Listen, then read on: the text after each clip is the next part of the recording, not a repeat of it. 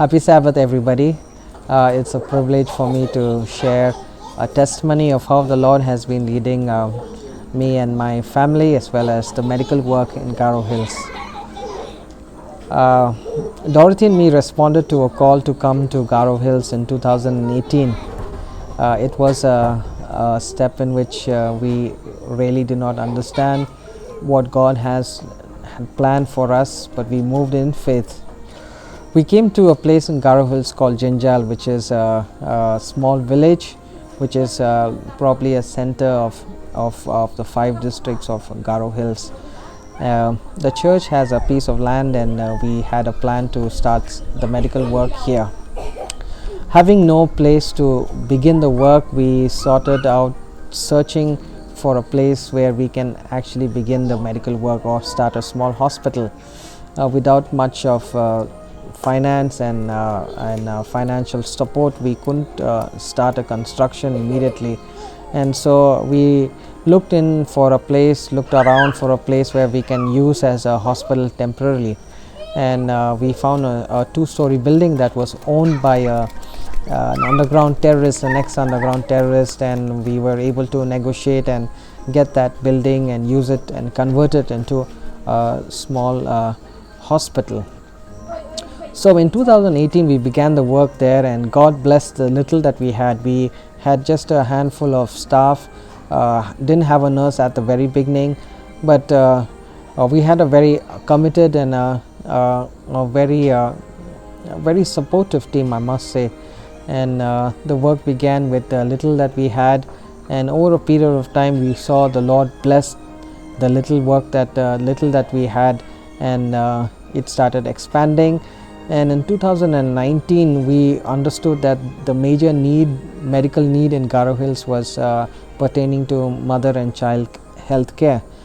Since Dorothy and me were pediatricians, we were able to help the pediatric and the pediatric part of it, but the maternal health was a big challenge for us. We prayed and asked God so that He will help us, so that we will be able to help the community, especially in terms of maternal health at this point, but we didn't have any clue who would come and how we would get someone who could help us in this area. In 2019, Dr. Susie and Dr. Paul, both workers in the WHO, New Delhi, they had come here for some work here to see how they could be used by God to support His work here, and God can talk to them and convince them that they could be part of this work here. So in 2019, Dr. Susie, who is a gynecologist, along with her husband Dr. Paul, joined the team here, and since then they have been a great blessing to the work here, and not just in terms of medical care, but they also have been a major donor for the work that has begun here in Garo Hills. Over a period of time, the Lord blessed the work here, and the little rented hospital was actually able to make a impact at a very larger extent, to the point that we were involved in teaching and training of the government doctors at different levels. But knowing that the space that we had was very little, we were running out of beds, and we felt there was a need for us to expand, but not having the financial support for it, we couldn't imagine constructing our own building at this point. But we believe that if God has been leading us, and which we were very, very sure of, and He will provide for all our needs and staff, and we all continue to pray and ask God to guide us and take care of this need of ours. In the year 2021, the government felt that there was a hospital. The government had a newly constructed hospital, which was hardly about 2 kilometers from where we were actually based. And this hospital is basically a primary healthcare center which is in a campus of about 20 acres. It was completed about 3 years ago, and was not functional. it was just left unused. And so the government officials felt that since we were the nearest hospital and we needed space, they were willing to give it as for us to operate our hospital from here. But after the government gave it to us, there was a huge opposition from the local people. Many people felt that this was not right on the government's part, giving government property to a private sector, and it became a huge problem. There was a lot of demonstration, black flags everywhere, threats, and so the government had to withdraw this and take it back.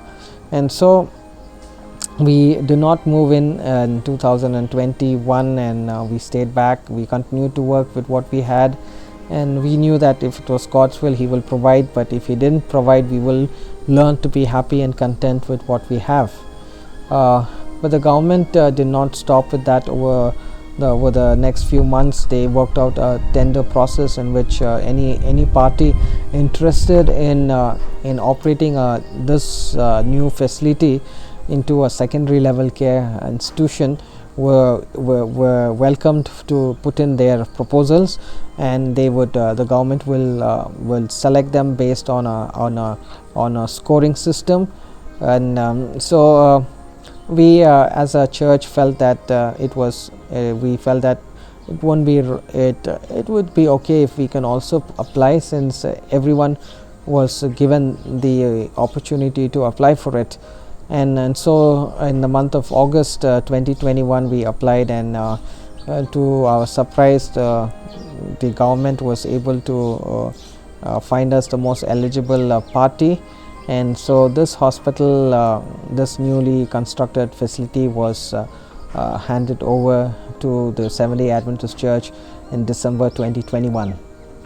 And so we were very excited, very happy, and we felt God has been leading us in a very powerful way. But just after the inauguration, the protest again took over, and this time it was a little more intense.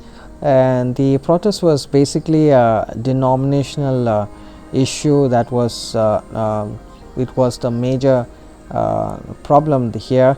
The Adventist Church is a minority church here, denomination. It was predominated by the Baptist, the Catholic, and the other churches, and they felt other denominations felt that this was not right for them to give it to the Adventist Church, and there was a lot of negative messages that was being circulated both at social medias and in newspapers and other avenues. And sometime in December, we as a church had to clarify many allegations that was staged against the Adventist Church.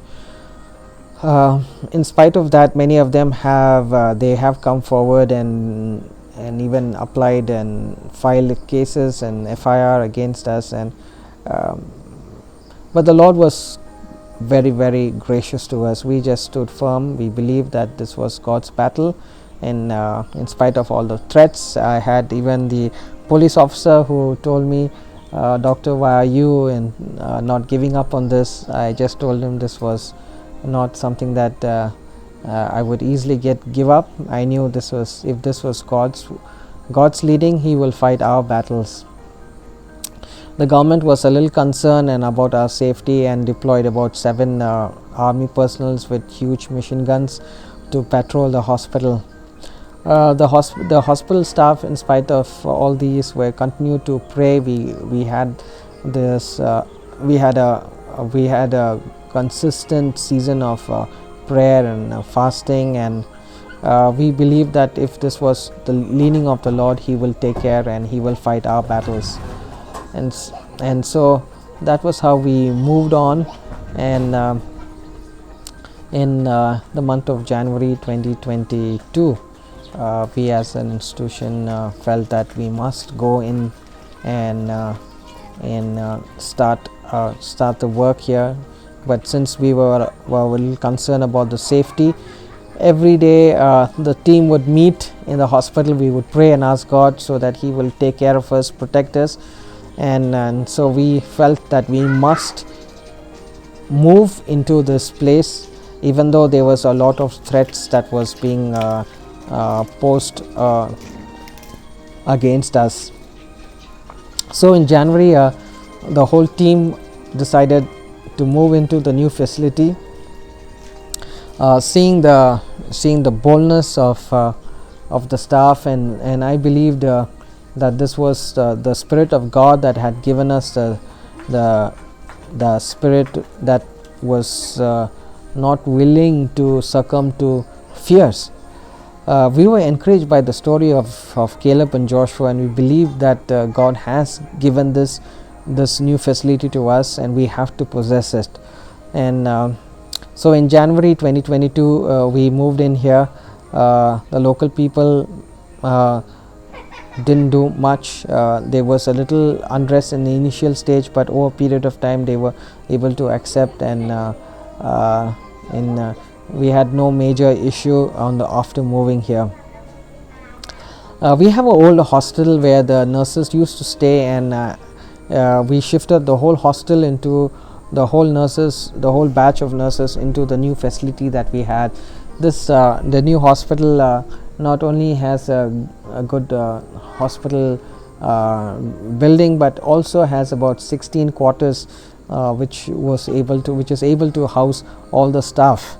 And so as my nurses all moved out from the old hostel into the new facility, about 2 weeks later, after they all moved into this new facility, one night there was a very powerful lightning that struck into the old hostel, and not only did it strike, but it also burnt up the hostel in a very badly. The fans were melted, and the tiles completely broken, and the whole hostel was black. And looking at the extent of the damage, we were sure that if the nurses didn't move from that old facility, we would have lost a couple of them. And this was a clear indication that God was leading us. Even though Satan was trying to attack us, God in His infinite wisdom has made a provision out so that we exit out of the old place into the new place, and that the Lord would protect and take care of all our needs. So it's been about 4 months since we have started in the new facility, and it has definitely been a great blessing. And since this is a government subdivisional hospital, we are funded by the government to operate, and so for the general public it is completely free, which is a wonderful experience for them, because we don't have to worry about the payments of the patients, and it's very, very highly subsidized, and it becomes easy for even the poorest of the poor to find good quality care here. And not only that, people come here and are exposed to a new approach to healthcare, where every patient is prayed and treated with respect and love and compassion. And we just look back and thank God for the incredible way that He has been leading here. And I just want to praise God.